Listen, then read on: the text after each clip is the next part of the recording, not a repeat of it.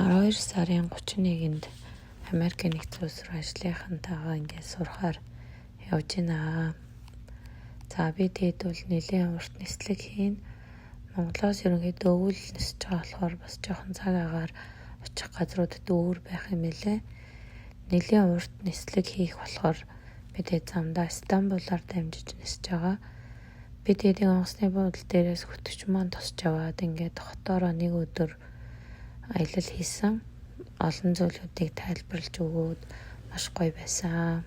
You can see one more historical church, 50 walls, Aya Nikola Roman Monastery. The most I can say of the churches are the Orthodox churches in the city. Туркийн жуулчдын хамгийн хочтой газраар нь хамтдаа ингээд нэг бүтэн өдрийг аялж өнгөрөөсөн.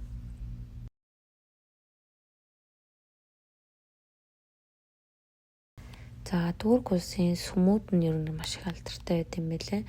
Би тэгээд бас сүмээр нь ороод хоол идээд хотын төвөөр нь яваад тэгээ худалдааныхын төвөөр орчхоод тэгээд дахиад цаашаага олон цагийн нислэг хийсэн. Монголоос гараад ерөнхийдөө бараг 34-5 цагийн урт нислэг хийсний дараа ингээд Америк нэгдсэн улсын Чикагод газардсан.